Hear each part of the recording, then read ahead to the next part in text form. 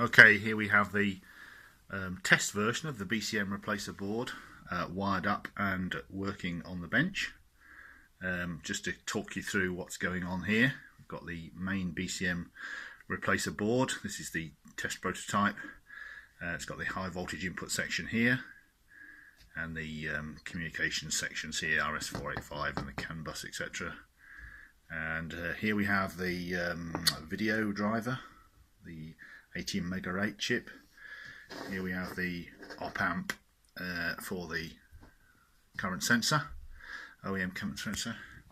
Here we have the keypad encoder, and there's a little 12 volt supply here, switch mode supply, this one, and 16F 1825 pic.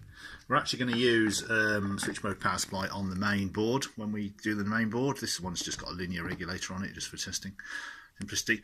Unfortunately my little keypad hasn't arrived, so I had to make my own, and I've just knocked one up there. As you can see, it's just a matrix keypad. My 12 volt power supply on the bench is very noisy, but basically what we have on the screen once it's up and running, and I'll just turn it on, hopefully it might not be too noisy today. So it's just going to go through its startup sequence. Splash screen. Sort itself out. We had the diagnostic screen just earlier on, and this is the main screen. And there's a few menu options at the bottom here, so we can now select things just pressing the various buttons on the keypad.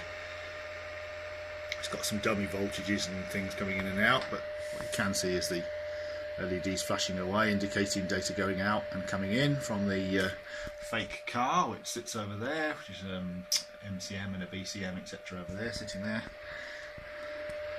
So if I just, for instance, if I press the star, obviously we have a star key now on our little keypad, which is this one in the corner. If I press the star key, with a little bit of luck, I should go to the first menu. So the first menu is like a commands menu. So this is like functions that you can select rather than values that you can change. So if I press menu again, this is the first of the menus where you can change values, set up values, stored values in EEPROM, etc., pattern voltages, fan temperature on and off, blah blah blah. And we've got another one of those menus. So I'm limiting the menus to 10 entries per menu, just to make it a little bit easier to read on the screen, etc., and that makes it nice and easy for the keypad as well, because we've also got a 0 to 9 keypad with like a star and a hash key, so that makes that nice and easy. And this is the last menu, and you can see there it's got a few more options there you can adjust. Obviously I'm adding things to this all the time. Press the hash key and it goes back to the main display. Now, the key thing to note is that all the time that's going on, the device is still servicing the MCM and the pretending to be a BCM, etc. in the background, scanning the keypad, driving the display. So the PIC here is quite busy, but it's still got plenty of capacity. I've used about 16K out of 64K, so we've only just used 25% of the code to get the basic thing up and running. So that's where we are at the minute. I've got a couple of I've got two more of these boards that